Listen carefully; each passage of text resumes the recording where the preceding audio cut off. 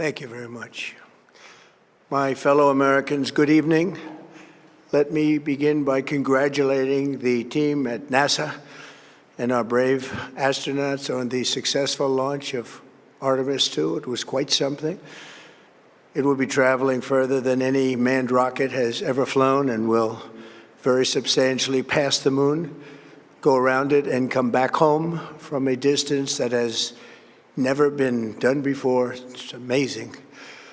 They are on the way, and God bless them. These are brave people. We want to God bless those 4 unbelievable astronauts. As we speak this evening, it's been just 1 month since the United States military began Operation Epic Fury, targeting the world's #1 state sponsor of terror, Iran. In these past 4 weeks, our armed forces have delivered swift, decisive, overwhelming victories on the battlefield, victories like few people have ever seen before. Tonight, Iran's Navy is gone. Their Air Force is in ruins. Their leaders, most of them terrorist regime they led, are now dead. Their command and control of the Islamic Revolutionary Guard Corps is being decimated as we speak.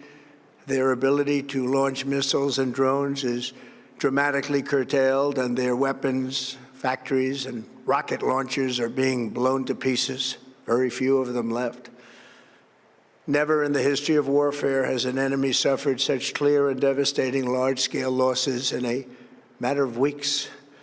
Our enemies are losing in America, as it has been for 5 years under my presidency, is winning, and now winning bigger than ever before. Before discussing this current situation, I also want to thank our troops for the masterful job they did in taking the country of Venezuela in a matter of minutes. That hit was quick, lethal, violent, and respected by everyone all over the world. After rebuilding our military during my first term, we have by far the strongest military anywhere in the world. And now we're working along with Venezuela and are, in a true sense, joint venture partners. We're getting along incredibly well in the production and sale of massive amounts of oil and gas, the second largest reserves on Earth after the United States of America. We're now totally independent of the Middle East, and yet we are there to help. We don't have to be there. We don't need their oil. We don't need anything they have, but we're there to help our allies. Tonight, I want to provide an update on the tremendous progress our warriors have made in Iran and discuss why Operation Epic Fury is necessary for the safety of America and the security of the free world. From the very first day I announced my campaign for president in 2015, I have vowed that I would never allow Iran to have a nuclear weapon. This fanatical regime has been chanting death to America, death to Israel for 47 years. Their proxies were behind the murder of 241 Americans in the Marine barracks bombing in Beirut, the slaughter of hundreds of our service members with roadside bombs. They were involved in the attack on the USS Cole, and they carried out the countless other heinous acts, including the just horrible, bloody atrocities of October 7th in Israel, something that most people have never seen anything like it. This murderous regime also recently killed 45,000 of their own people who were protesting in Iran. 45,000 dead. For these terrorists to have nuclear weapons would be an intolerable threat. The most violent and thuggish regime on earth would be free to carry out their campaigns of terror, coercion, conquest, and mass murder from behind a nuclear shield. I will never let that happen, and neither should any of our past presidents. This situation has been going on for 47 years and should have been handled long before I arrived in office.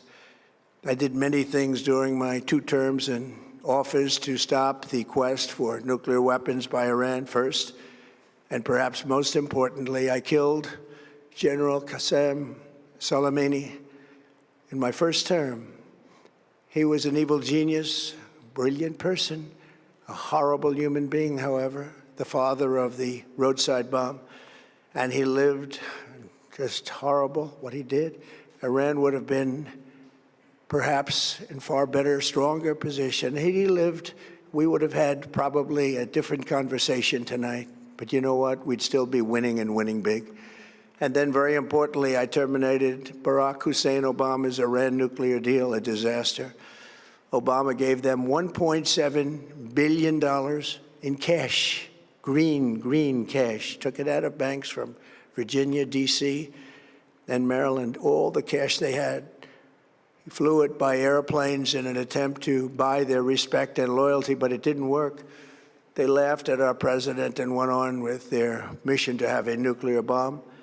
His Iran deal would have led to a colossal arsenal of massive nuclear weapons for Iran, and they would have had them years ago, and they would have used them. It would have been a different world. There would have been no Middle East and no Israel right now, in my opinion, the opinion of a lot of great experts, had I not terminated that terrible deal. And I was so honored to do it. I was so proud to do it. It was so bad right from the beginning.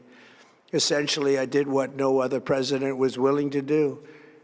They made mistakes, and I am correcting them.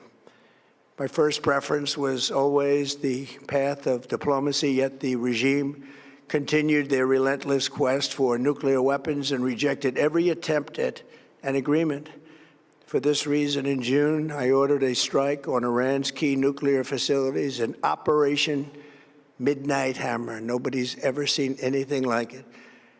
Those beautiful B-2 bombers performed magnificently. We totally obliterated those nuclear sites. The regime then sought to rebuild their nuclear program at a totally different location, making clear they had no intention of abandoning their pursuit of nuclear weapons. They were also rapidly building a vast stockpile of conventional ballistic missiles and would soon have had missiles that could reach the American homeland, Europe, and virtually any other place on Earth. Iran's strategy was so obvious. They wanted to produce as many missiles as possible, and they did, with the longest range possible. And they had some weapons that nobody believed they had. We just learned that out. We took them out. We took them all out so that no one would really dare stop them. And their race for a nuclear bomb, a nuclear weapon like nobody's ever seen before. They were right at the doorstep. For years, everyone has said that Iran cannot have nuclear weapons, but in the end, those are just words if you're not willing to take action when the time comes. As I stated in my announcement of Operation Epic Fury, our objectives are very simple and clear. We are systematically dismantling the regime's ability to threaten America or project power outside of their borders. That means eliminating Iran's Navy, which is now absolutely destroyed, hurting their Air Force and their missile program at levels never seen before, and annihilating their defense industrial base. We've done all of it. Their Navy is gone. Their Air Force is gone. Their missiles are just about used up or beaten. Taken together, these actions will cripple Iran military, crush their ability to support terrorist proxies, and deny them the ability to build a nuclear bomb. Our armed forces have been extraordinary. There's never been anything like it militarily. Everyone is talking about it, and tonight I'm pleased to say that these core strategic objectives are nearing completion. As we celebrate this progress, we think especially of the 13 American warriors who have laid down their lives in this fight to prevent our children from ever having to face a nuclear Iran. Twice this past month, I have traveled to Dover Air Force Base, and it's been something. I wanted to be with those heroes as they return to American soil, and I was with them and their families, their parents, their wives, their husbands. We salute them, and now we must honor them by completing the mission for which they gave their lives. And every single one of the people, their loved ones said, "Please, sir, please, finish the job, every one of them. And we are going to finish the job, and we're going to finish it very fast. We're getting very close. I want to thank our allies in the Middle East, Israel, Saudi Arabia, Qatar, the UAE, Kuwait, and Bahrain. They've been great, and we will not let them get hurt or fail in any way, shape, or form. Many Americans have been concerned to see the recent rise in gasoline prices here at home. This short-term increase has been entirely the result of the Iranian regime launching deranged terror attacks against commercial oil tankers in neighboring countries that have nothing to do with the conflict. This is yet more proof that Iran can never be trusted with nuclear weapons. They will use them, and they will use them quickly. It would lead to decades of extortion, economic pain, and instability worse than we can ever imagine. The United States has never been better prepared economically to confront this threat. You all know that. We built the strongest economy in history. We're going through it right now, the strongest in history. In 1 year, we've taken a dead and crippled country. I hate to say that, but we were a dead and crippled country after the last administration and made it the hottest country anywhere in the world by far, with no inflation, record-setting investments coming into the United States, over $18 trillion, and the highest stock market ever, with 53 all-time record highs in just 1 year. It all positioned us to get rid of a cancer that has long simmered. It's known as the nuclear Iran, and they didn't know what was coming. They've never imagined it. Remember, because of our drill baby drill program, America has plenty of gas. We have so much gas.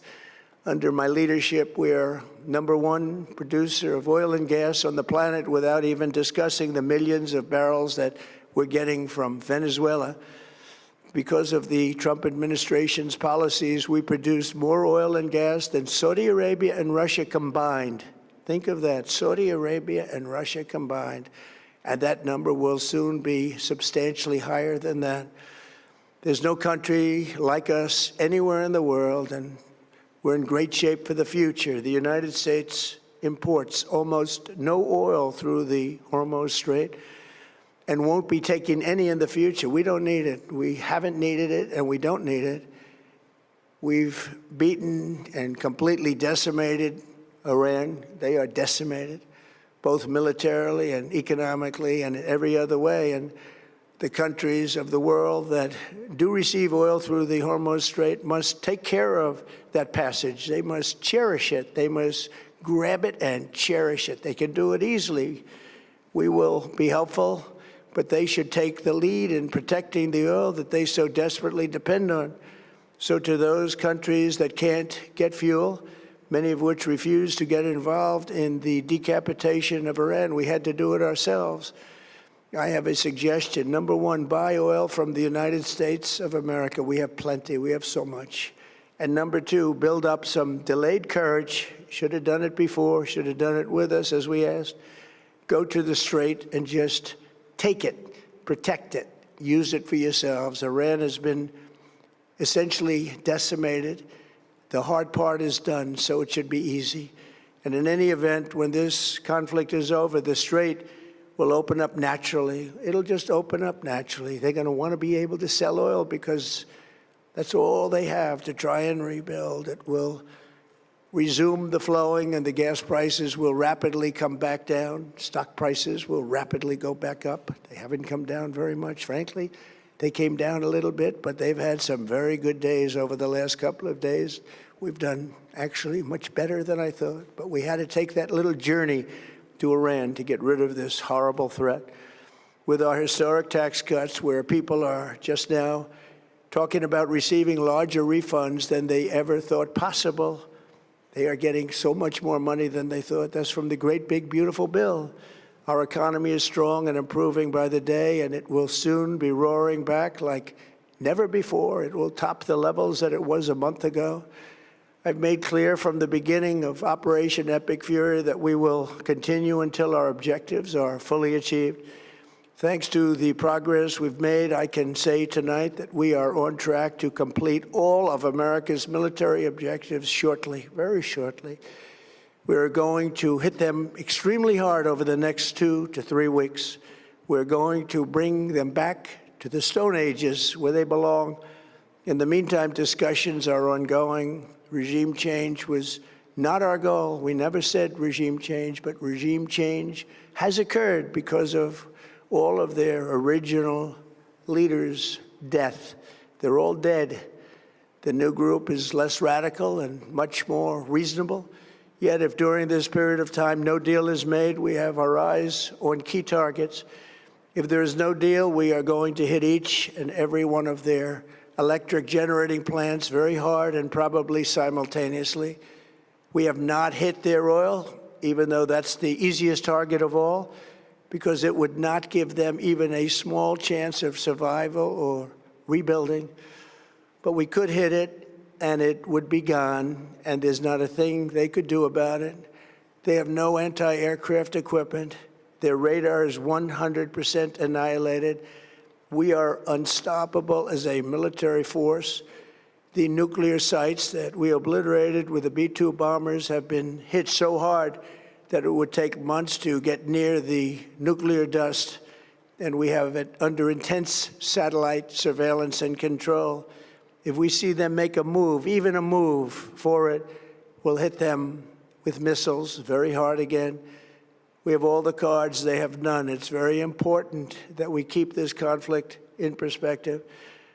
American involvement in World War I lasted 1 year, 7 months, and 5 days. World War II lasted for 3 years, 8 months, and 25 days. The Korean War lasted for 3 years, 1 month, and 2 days. The Vietnam War lasted for 19 years, 5 months, and 29 days. Iraq went on for 8 years, 8 months, and 28 days. We are in this military operation so powerful, so brilliant, against one of the most powerful countries for 32 days. And the country has been eviscerated and essentially is really no longer a threat. They were the bully of the Middle East, but they're the bully no longer. This is a true investment in your children and your grandchildren's future. The whole world is watching, and they can't leave the power, strength, and brilliance. They just can't believe what they're seeing. They leave it to your imagination, but they can't believe what they're seeing, the brilliance of the United States military. Tonight, every American can look forward to a day when we are finally free from the wickedness of Iranian aggression and the specter of nuclear blackmail. Because of the actions we have taken, we are on the cusp of ending Iran's sinister threat to America and the world. And I'll tell you, the world is watching. And when we do, when it's all over, the United States will be safer, stronger, more prosperous, and greater than it has ever been before. May God bless the men and women of the United States Armed Forces, and may God bless the United States of America. Thank you very much, and good night.